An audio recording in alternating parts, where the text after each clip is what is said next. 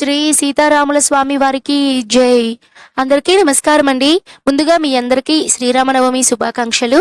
ఈ రోజు వీడియోలో 2025వ సంవత్సరంలో శ్రీరామనవమి పండుగ ఎప్పుడు వచ్చింది, ఏ తేదీన జరుపుకోవాలి, పూజ ఏ సమయంలో చేసుకోవాలి, ఈ రోజు ఏ నైవేద్యం సమర్పించాలి, అలానే ఈ రోజున చాలా కాలం నుంచి వివాహం ఆలస్యం అవుతున్న వాళ్ళు, వివాహం జరగట్లేదు, కుజదోషం, ఇలా మీరు ఏదైనా జాతకరీత్యా దోషాలతో బాధపడుతున్న వాళ్ళు ఈ రోజు ఈ పని కనుక చేస్తే తప్పకుండా మీకు సంవత్సరం లోపల వివాహం అనేది జరుగుతుందండి. పూర్తి విషయాలన్నీ కూడా నేను ఈ రోజు వీడియోలో అయితే మీకు అందిస్తాను.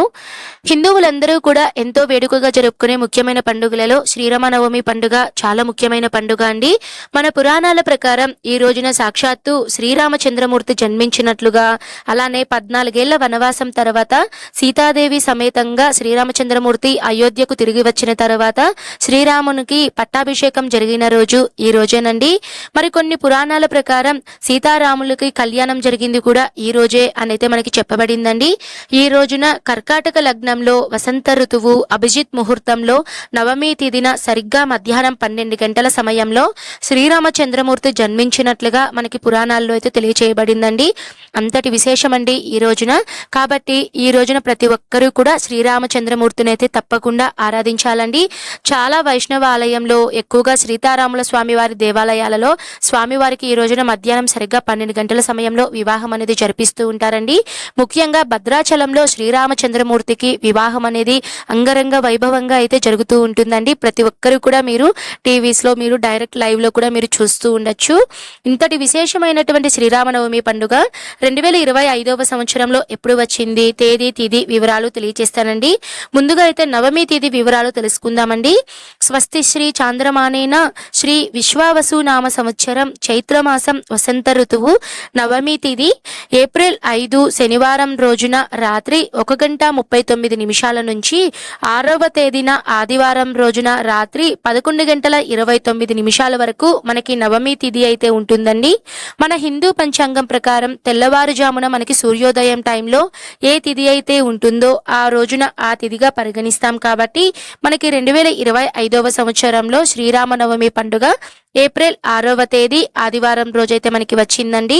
ఈ రోజు నక్షత్రం పునర్వసు నక్షత్రం. ఆదివారం రోజు ఉదయం 10:02 వరకు శ్రీరామనవమి రోజున మనం పూజ ఏ సమయంలో చేసుకోవాలి, ఇంట్లో పూజ ఏ సమయంలో చేసుకోవాలండి అంటే మనకి ఈ రోజున అమృత సమయం వచ్చేసి తెల్లవారుజామున 3:38 నుంచి 5:14 వరకు అయితే మనకి అమృత ఘడియలు అయితే ఉన్నాయండి. ఈ సమయం మనకి బ్రహ్మ ముహూర్తంగా కూడా ఉంటుంది.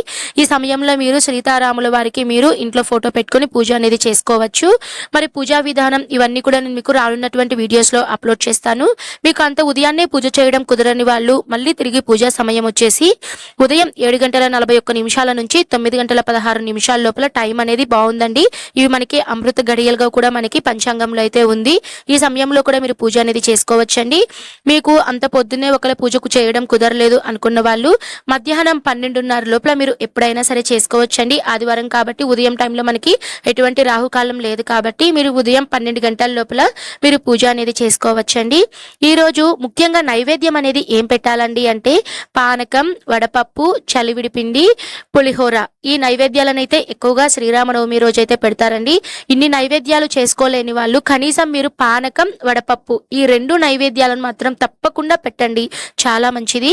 ఈ రోజున ఏ మంత్రం జపించాలండి అంటే నేను మీకు డిస్ప్లేలో చూపిస్తానండి, అలానే నేను చెప్తాను. తప్పకుండా ఈ మంత్రాన్ని మీరు స్క్రీన్ షాట్ అనేది తీసుకొని పూజ చేసేటప్పుడు తప్పకుండా ఈ మంత్రాన్ని మీరు పఠించండి, చాలా మంచిది. శ్రీరామ రామ రామేతి రమే రామే మనోరమే సహస్రనామ తత్తుల్యం రామనామ వరాననే. ఈ మంత్రంని మీరు తప్పకుండా శ్రీరామనవమి రోజున పఠించండి. ఈ మంత్రం పఠిస్తే 1000 సార్లు విష్ణు సహస్రనామం పాడినటువంటి ఫలితం అనేది మనకి ఈ ఒక్క మంత్రం చదవడం వల్ల అయితే వస్తుందండి. కాబట్టి మంత్రాలు ఏవి తెలియని వాళ్ళు తప్పకుండా ఈ మంత్రాన్ని అయితే మీరు శ్రీరామనవమి రోజున పఠించండి. మీ దగ్గర ఏదైనా సరే పుస్తకాలు కనుక ఉంటే సీతారాముల స్వామివారి అష్టోత్తరాలు, అలానే స్వామివారి దండకం, ఇవన్నీ కూడా మీరు శ్రీరాముని యొక్క స్తోత్రం ఇవన్నీ కూడా మీరు పఠించుకోవచ్చండి, చాలా మంచిది. అయితే ఈ రోజు నేను ఒక చిన్న పరిహారం అనేది చెప్తానని చెప్పాను కదండి. ఈ రోజు మనకి సరిగ్గా 12 గంటల సమయంలో ప్రతి టెంపుల్స్ లో మనకి సీతారాముల స్వామి వారికి కళ్యాణం అనేది జరిపిస్తూ ఉంటారండి.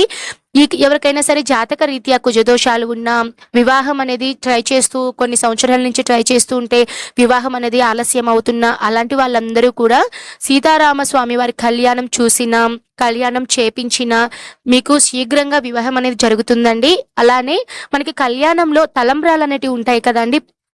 కళ్యాణం అంతా అయిన తర్వాత ఆ తలంబ్రాలను కొద్దిగా తీసుకొని ఎవరికైతే వివాహం అవ్వలేదో వాళ్ళకైతే ఒక పెద్దవాళ్ళ చేత మీరు బ్లెస్సింగ్స్ అనేటివి, అక్షింతలు అనేటివి మీ తలపైన వేసుకోండి. ఇలా చేయడం వలన సరిగ్గా ఇదండి ఈ రోజు వీడియోలో మనకి 2025వ సంవత్సరంలో శ్రీరామనవమి పండుగ ఎప్పుడు వచ్చింది, తేదీ, తిథి, వివరాలు, నైవేద్యం, మంత్రం అన్నీ కూడా క్లియర్ గా నేను తెలియచేశానండి. ఈ వీడియో కనుక నచ్చితే తప్పకుండా లైక్ చేయండి, మరో నలుగురికి షేర్ చేయండి.